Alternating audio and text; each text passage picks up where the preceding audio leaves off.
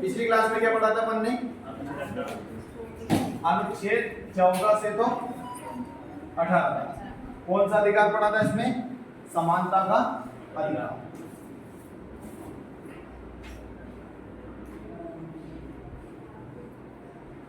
ठीक है, आज हम पढ़ेंगे कौन सा अधिकार। इसके बाद कौन सा आता है बताइए? स्वतंत्रता का अधिकार।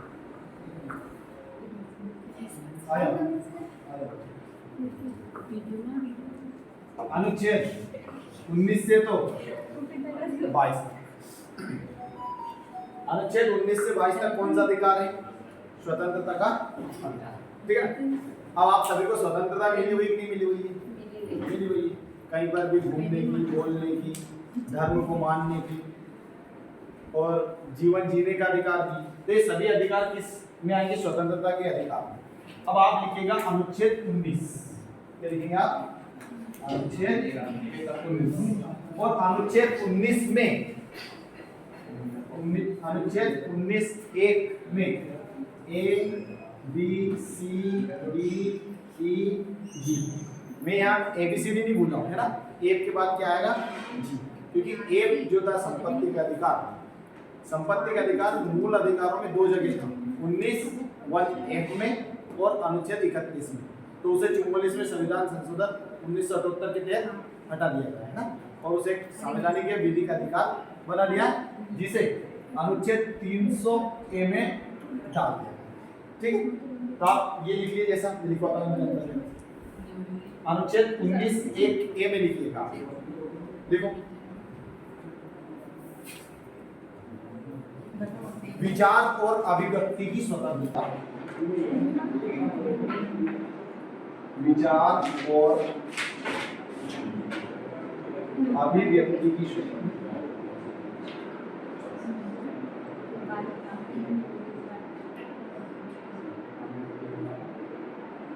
विचार और अभिव्यक्ति की यानी आपको आपके विचार रखने की स्वतंत्रता है कि नहीं है? ठीक है, बोलने की स्वतंत्रता भी आती है, लेकिन आप इसमें कुछ रिस्ट्रिक्शन भी है ना, कुछ पाबंदियां भी हैं, कुछ अपवाद भी हैं। जैसे आप बोल तो सकते हो, पर आप देश के विरुद्ध नहीं बोल सकते। क्यों बोल सकते? नहीं बोल सकते। फिर आप पर आने कौन कौन से कानून लगेंगे और आपको जेल में। ठीक, अगली स्वतंत्रता लिखिएगा आप। शांतिपूर्ण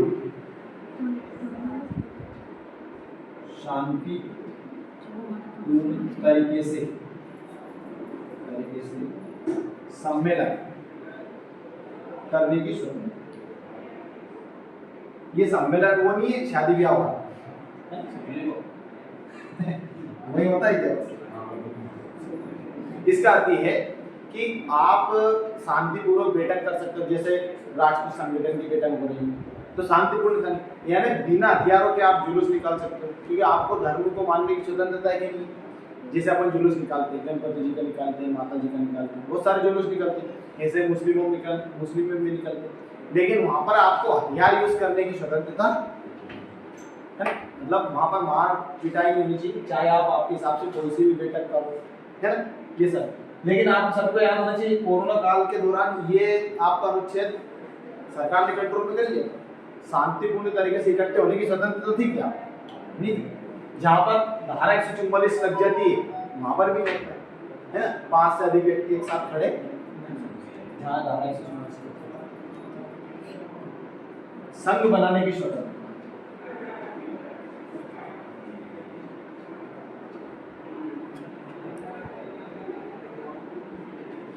संघ बनाने की स्वतंत्र, यानी आप कोई सा भी संगठन बनाओ, उसमें सरकार किसी भी प्रकार से हस्तक्षेप नहीं करेगी।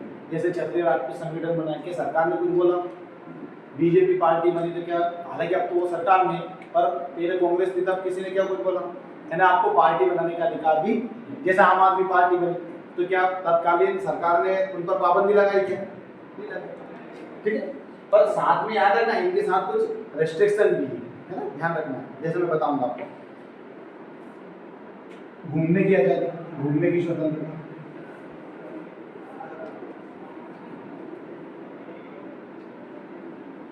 अब घूमने की स्वतंत्रता में क्या, आप भारत के किसी भी हिस्से में घूम सकते हो, कहीं पर भी जा सकते हो, लेकिन इसमें कुछ रिस्ट्रिक्शन है। जैसे अब आप कहेंगे रात के 2 बजे उठ के संविधान में लिखा हुआ है मैं ताजमहल देखूं, ऐसा संभव नहीं।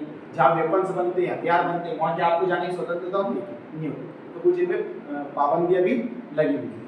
चाहे आप जैसा उत्तर प्रदेश चले जाओ, कहीं चले जाओ, क्या सरकार आपको रोकेगी कि आप उत्तर प्रदेश में क्यों आए? क्योंकि आपको कौन सी स्वतंत्रता है? घूमने की स्वतंत्रता। उसके बाद आबाद रूप से निवास करने की स्वतंत्रता, निवास करने की स्वतंत्रता,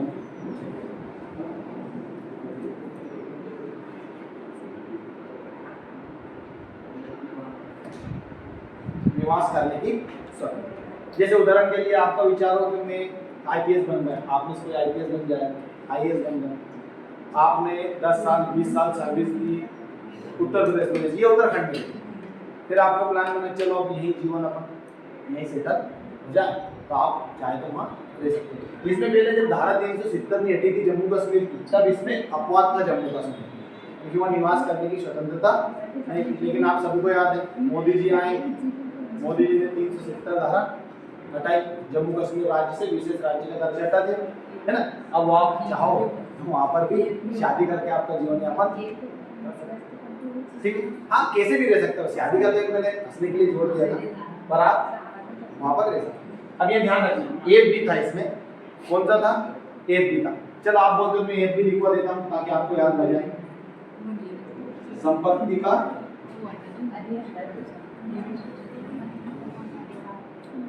लेकिन इसकी लिख रहा है यहाँ नहीं लिख रहा, यहाँ लिख रहा हूँ मैं, है ना, वहाँ नहीं लिख रहा हूँ।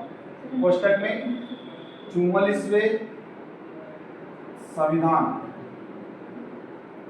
संशोधन 1978, है ना, इसके तहत इसे हटा दिया। ठीक, ध्यान रखें संपत्ति रखने का अधिकार था, अब भी, लेकिन अब सरकार आपसे चाहे तो छीन सकती है। पहले सरकार को कानून बनाना, मतलब आपका अधिकार था। आप सभी को याद है शुरुआत में मैंने बताया था, यदि आपके मौलिक अधिकार का हनन होता है तो आप अनुच्छेद 32 और अनुच्छेद 226 तो अनुच्छेद 32 के तहत सुप्रीम कोर्ट जा सकते हैं और 226 के तहत हाई कोर्ट जा सकते हैं। अब चूंकि संपत्ति का अधिकार आपका मौलिक अधिकार नहीं है, तो सरकार यदि आपकी संपत्ति छीनती है तो आप सुप्रीम कोर्ट या हाई कोर्ट नहीं कर सकते। हालांकि सरकार ऐसे संपत्ति भी नहीं छीनेगी आपसे, परंतु उसमें आप इतना अधिकार नहीं रहा आपको कि आप सुप्रीम कोर्ट या हाई कोर्ट जा सकते, क्योंकि जरूरी था। एक गरीब देश में सरकार को भला करना है तो स्वाभाविक सी बात है कुछ लोगों से संपत्ति लेगी तब आपको सुविधाएं देगी, ठीक है। जैसे उदाहरण के लिए अमीर लोगों से सरकार टैक्स क्यों लेती? ताकि गरीब लोगों तक वो पैसे पहुंच सके। सरकार सड़कों का निर्माण, भवनों का निर्माण, स्कूल का निर्माण ये कर रही है, कहाँ से कर रही है? टैक्स के रूप में सरकार लेती है, और टैक्स का आप लोगों तक, इसमें से आप यदि टैक्स वाले हो तो टैक्स जरूर भरेगा। ये पाटीदार जो है करोड़ों की संपत्ति होगी इनके पास, जी लिखिएगा। इसमें व्यापार करने की स्वतंत्रता,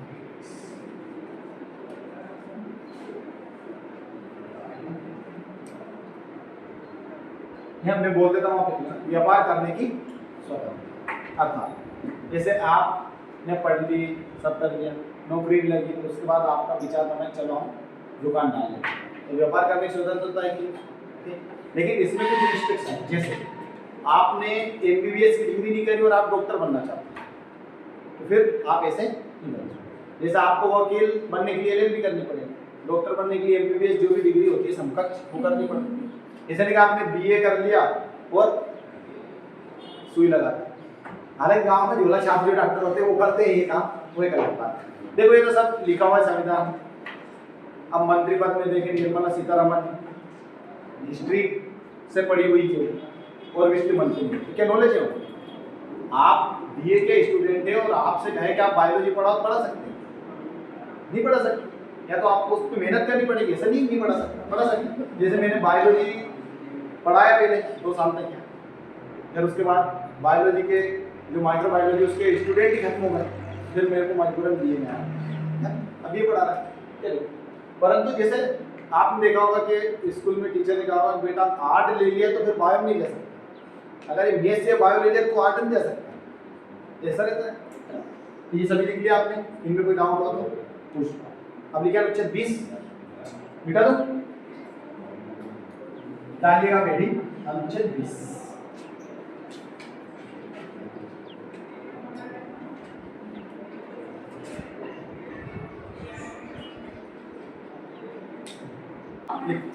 अपराध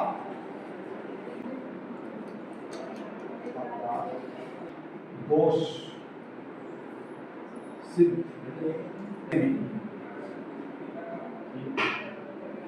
विषय में संरक्षण। अपराध दोष सिद्ध के विषय में संरक्षण। जैसे इसमें 3 बातें बताई गई, इसके अंदर देखो थोड़ा समझ में आएगा, इसके अंदर फिर आएगा आपको।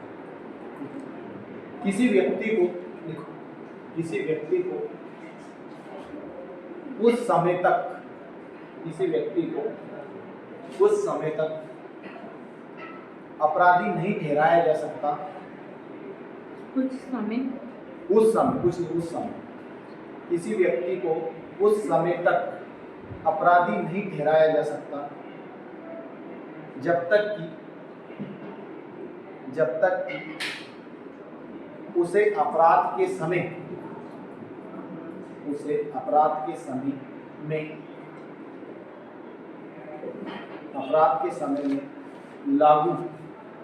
लागू किसी कानून का उल्लंघन न किया हो।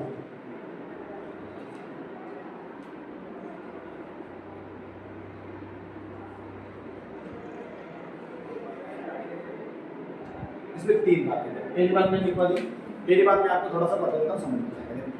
जैसे आपने जिस समय अपराध किया उस समय जो कानून बना हुआ है उसी के तहत आपको सजा मिलेगी। ऐसा नहीं होगा कि आपने, जैसे उदाहरण, मैं अच्छा सा उदाहरण आपको समझा देता हूँ।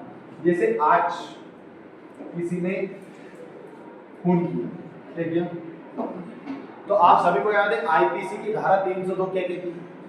तो ये बताइए, जिस दिन आपने खून किया उस दिन जो उसके लिए कानून बना हुआ है उसके तहत ही आपको सजा मिलेगी। ऐसा नहीं होगा कि आपने क्राइम कर दिया, उस समय अलग कानून था, फिर बाद में सरकार ने नया कानून बनाया और नए कानून के तहत आपको सजा दे दी। ऐसा नहीं, आप उस समय जो कानून है उसके तहत ही सजा मिलेगी। ऐसा नहीं होगा कि सरकार ने नया कानून बनाया और आपको दोषी ठहरा दिया, ऐसा नहीं है ना। यानी आपको नए कानून के तहत सजा नहीं मिलेगी, जो कानून उस समय बना हुआ है उसके तहत ही सजा मिलेगी। ये लिखिए, उसको एक पॉइंट ले देना, 1 नंबर। दूसरा लिखिएगा,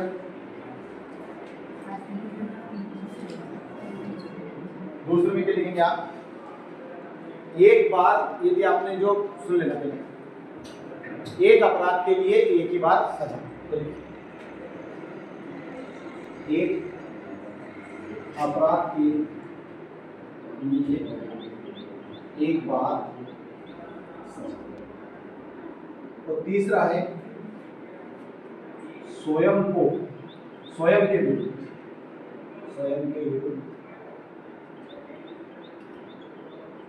गवाही देने के लिए बाध्य नहीं किया, जिसे अपन 3rd डिग्री बोलते हैं। तो फिल्मों में क्या करता है, विलन क्या करता है, देखा आपने? हीरो को तो खूब पीट लेता है, क्यों नहीं पीटते? फिर वो क्या सबूत बताता है, फिर हीरो विलन अपना दिमाग का प्रयोग करता है, फिर उसकी माँ या बहन को पीटता है, फिर हीरो बोलता है। देखा आपने? फिल्मों में देखा कि देखा आपने कि हीरो की माँ या बहन या पापा मम्मी जिनको भी किडनैप कर लेता है और स्वयं के विरुद्ध गवाही देने के लिए बाध्य कर देता है। तो एक फिल्म में ऐसा सरकार नहीं कर सकती, जिसे अपन क्या बोलते हैं 3rd डिग्री। जैसे पीट कर कबूल करवाते कि नहीं करवाते, क्यों नहीं करवाते? हाँ, तो ऐसा नहीं कर सकते। और आप ध्यान रखना, अगर आपने कोई अपराध किया, पुलिस ने जबरन आपसे उगलवाना चाहे तो बोल देना हाँ किया, क्योंकि वो गवाही कोर्ट में मान्य नहीं, यहाँ तक कि मजिस्ट्रेट के सामने भी नहीं होती। हालांकि मजिस्ट्रेट के सामने आप सच्चाई बोल सकते हो, जैसे कहते हैं कि पुलिस वाले ने पीट कर बयान ले लेते आपका, जो भी दोष नहीं करता जबरन, ठीक है। फिर उसके बाद मजिस्ट्रेट के सामने भी आपको पेश किया जाता है। अगर आप वहाँ बयान बदल देते हैं तो आपका जो पुलिस ने जबरन आपसे बयान उगलवाया था वो मान्य नहीं रहेगा। कई बार तो जैसा मजिस्ट्रेट के सामने जो बयान दिया वो भी बदल सकते हो कोर्ट में, कि कोर्ट में आप स्वतंत्र नहीं। तो 3 बातें लिखी हुई है अनुच्छेद 20 में। कौन सी? पहली क्या लिखी हुई बताइए। हाँ, किसी व्यक्ति ने जो अपराध किया उस समय जो कानून है उसके तहत ही आपको सजा दी जाए। दूसरा पॉइंट क्या कहता है? एक अपराध के लिए एक ही बार सजा। जैसे आपने किसी व्यक्ति का खून कर दिया तो एक बार ही सजा मिलेगी, ऐसा नहीं कि आपको बार बार मिलेगी, एक बार। तीसरा, स्वयं के विरुद्ध गवाही देने के लिए बाध्य नहीं। अब लिखिएगा मोस्ट इंपोर्टेंट अनुच्छेद 21। अनुच्छेद 21 इतना इंपोर्टेंट है कि अगर आपसे 395 अनुच्छेदों में से अगर 5 अनुच्छेद पूछा जाए तो आपका अनुच्छेद 21 याद होना चाहिए।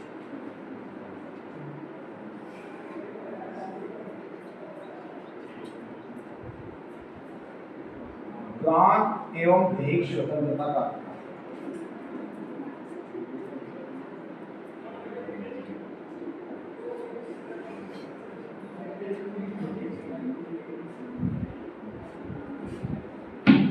मतलब आपको जीवन जीने की स्वतंत्रता किससे मिलती है?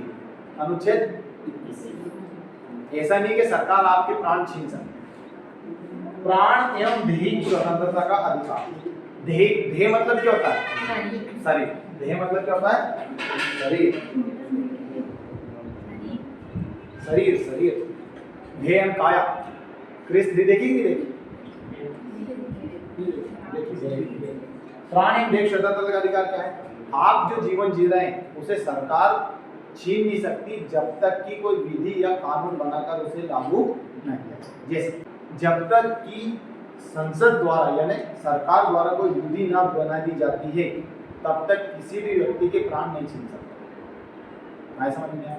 तो प्राण एवं दैहिक स्वतंत्रता का अधिकार और अनुच्छेद 21 इतना बड़ा है कि उसमें लगभग आपकी जो स्वतंत्रता है सभी इसमें समाहित है। जैसे यहाँ तक कि आपको निद्रा का अधिकार भी। किसका अधिकार है? निद्रा, सोने का अधिकार है। आप अगर आपकी कोई नींद खराब करता है तो आप सुप्रीम कोर्ट जा सकते हैं। दूसरा, आपको मनपसंद वर चुनने या वधु चुनने का अधिकार है।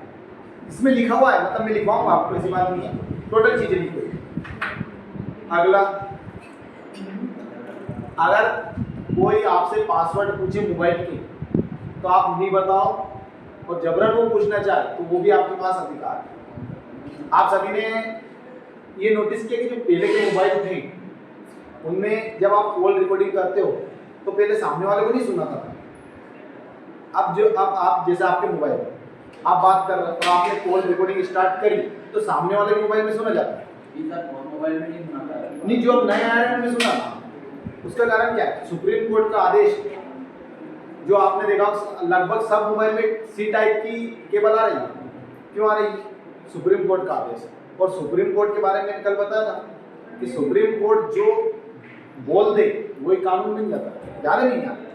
ठीक है, तो सुप्रीम कोर्ट क्योंकि वो तो प्लान जैसे कह सकते हैं कि इलेक्ट्रिक कचरा ज़्यादा बढ़ रहा था इसलिए सी टाइप ताकि सभी में लग जाए, ऐसा नहीं सब मोबाइल अलग अलग निकाला। दूसरा, रिकॉर्डिंग की बात ये किया है कि इसमें निजता का अधिकार भी मिलता है, राइट टू प्राइवेसी। तो जब आप किसी की कॉल रिकॉर्डिंग कर रहे हैं तो सामने वाले को पता होना चाहिए कि आप उसकी रिकॉर्डिंग कर रहे हैं, क्योंकि पहले आपने देखा बहुत सारे रिकॉर्डिंग कर लेते थे फिर बाद में उसको सबूत के रूप में पेश करते हैं, क्योंकि वो उसके बिना पूछे रिकॉर्डिंग की गई तो मान्य नहीं। अब जैसे आप मोबाइल में कॉल रिकॉर्डिंग स्टार्ट करते हो सामने वाले को कॉल पे सुना जाता है, वॉइस कॉल रिकॉर्डेड ऐसा कुछ। तो अनुच्छेद 21 बहुत इंपॉर्टेंट है। तो अनुच्छेद 21 के अंतर्गत लिखो आप 1 2 3 4 के लिखते हैं निजता का अधिकार।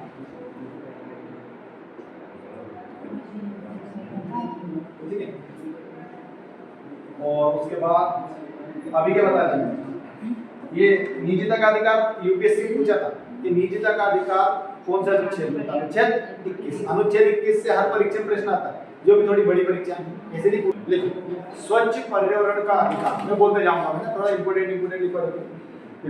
स्वच्छ पर्यावरण का अधिकार यानी स्वच्छ जो आप हवा लोगे लोगे और आपको स्वच्छ वायु नहीं मिल रही तो आप केस करते हो किसके खिलाफ? सरकार के खिलाफ आप केस कर सकते हो। सरकार इसके लिए प्रतिबद्ध है। बेहतर स्वास्थ्य का अधिकार, बेहतर, अब आयुष्मान देख सकते हैं आप, ठीक है। अब लिखिएगा अनुच्छेद 21 का, 21 का ये ए नाम दे देना, अनुच्छेद 21। इसमें है आपका शिक्षा का अधिकार, इसका ये शिक्षा का। अभी बताइए आपको सरकार फ्री पढ़ा रहा है कि नहीं पढ़ा रहा है? स्कूलों में, गवर्नमेंट में, अब यहाँ नहीं, यहाँ तो प्राइवेट संस्था है, गवर्नमेंट संस्था में। स्कूल में आप सभी सोचते हैं कि प्राइवेट स्कूल महंगे होते हैं जबकि सरकारी सस्ते, ऐसा नहीं है। आरटीई के तहत, राइट टू इंफॉर्मेशन के तहत एक व्यक्ति ने सरकार से पूछा था कि एक व्यक्ति यानी एक बच्चे को पढ़ाने में सरकार का कितना खर्चा है? 49,000 रुपये एक साल। एक बच्चे को पढ़ाने का सरकार का 49,000 रुपये का खर्चा है, सोचो। और अपन क्या कहते हैं? प्राइवेट स्कूल नहीं, सरकार कितना खर्चा, मतलब उसमें सब आ गया, तो खाना पीना ड्रेस गेहूँ चावल जो देते टोटल। अब शिक्षा का अधिकार कब जोड़ा गया? तो इसको लिख दो आप 86 में संविधान संशोधन 2002 में प्रधानमंत्री कौन थे? अटल बिहारी। ठीक है, लिख लिया। अब लिखेंगे अनुच्छेद 22, शिक्षा का अधिकार है कि नहीं आपको? अगर आपके माता पिता नहीं पढ़ने दे तो आप अनुच्छेद 32 के तहत सुप्रीम कोर्ट और 226 के तहत कहाँ जा सकते हो? हाँ, अगर नहीं पढ़ने दे अपन नहीं पढ़ा तो कोई दिक्कत नहीं, सरकार थोड़ी जबर बुलाने आई पढ़ो पढ़ो, सरकार तो वैसे रोजगार नहीं दे पा रही।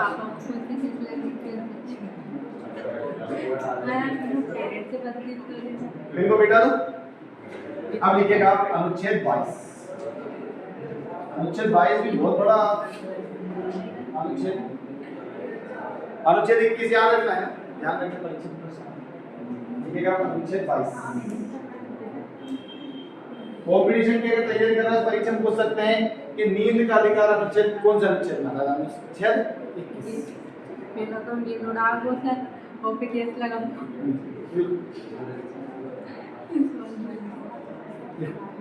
बंदीकरण, बंदीकरण मतलब समझते ना, किया बंदीकरण यानी जेल में जब आप रहते हो ना तब आपको कौन कौन से अधिकार है, या आपको जब सरकार हिरासत में लेती है तब आपको कौन कौन से अधिकार है। और आप सभी को याद है अनुच्छेद 12 पढ़ा है मैंने, राज्य की परिभाषा। राज्य का मतलब समझते ना, राष्ट्रपति पद से लेकर तो सचिव पद, जो भी सभी नौकरी लगाकर बनते सभी किसकी परिभाषा में आते हैं? राज्य की। बंदीकरण की अवस्था में संरक्षित,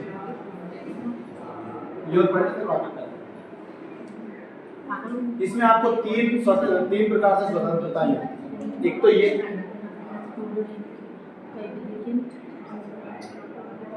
24 घंटे के भीतर जो मजिस्ट्रेट होते हैं उनके समक्ष प्रस्तुत करना। 24 घंटे के अंदर मजिस्ट्रेट के समक्ष प्रस्तुत करना। 24 घंटे के भीतर या 24 घंटे के अंदर मजिस्ट्रेट के समक्ष प्रस्तुत करना, यानी मजिस्ट्रेट या तो न्यायालय लिख देना, न्यायालय में प्रस्तुत।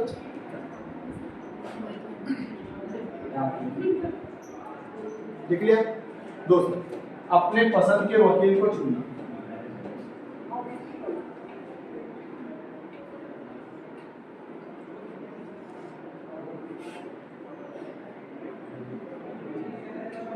अब अपने पसंद मतलब समझते हो, वो पसंद नहीं, आप चाहते हैं कि आप चाहते हो कि मैं उस वकील मेरा केस लड़े तो आपको सरकार मुहैया करवा देगी, मतलब आपके परिजन से आप जोड़ कर। ऐसा नहीं कि सरकार उसको पाबंदी नहीं, आप किसी वकील को चुन सकते, ऐसा नहीं। आप चाहे कि मेरा केस वो वकील लड़े तो आपको अवेलेबल करवा देगी सर। वो गवर्नमेंट वकील कब गवर्नमेंट वकील भी होते हैं, वो कब लड़ती?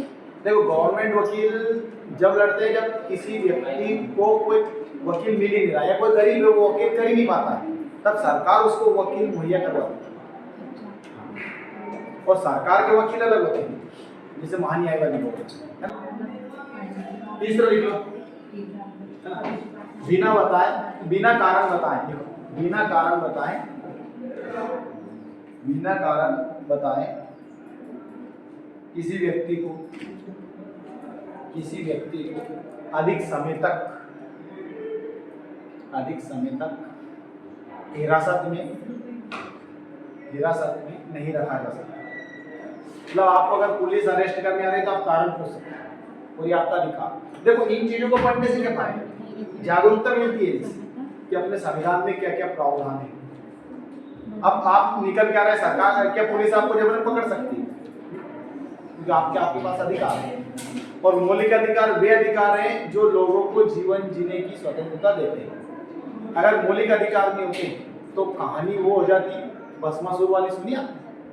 शंकर भगवान ने भस्मासुर को वरदान दिया और उसने कहा कि मैं जिसके भी सिर पर हाथ रखूं वो भस्म हो जाए। अब शंकर भगवान ने तथास्तु बोल दिया। अब उसके बाद भस्मासुर ने कहा कि किसके सिर पर रख के देखो, तो शंकर भगवान के पीछे भागा कि प्रभु मैं आपके सिर पर ही रख के देखना चाहता हूँ। फिर आप सभी जानते हैं विष्णु भगवान ने मोहिनी रूप धारण किया था, फिर उसके सिर पर हाथ रखवा कर इस तरह। तो मौलिक अधिकार आपके अधिकार है जो आपको राज्य दी गई है, और इतनी आसानी से सरकार इसको छीन नहीं सकती जब तक कोई विधि बनाकर इसको छीना नहीं जाए। जैसे संपत्ति का अधिकार सरकार ने छीन लिया कि नहीं छीन लिया? छीन लिया, पर कब तक?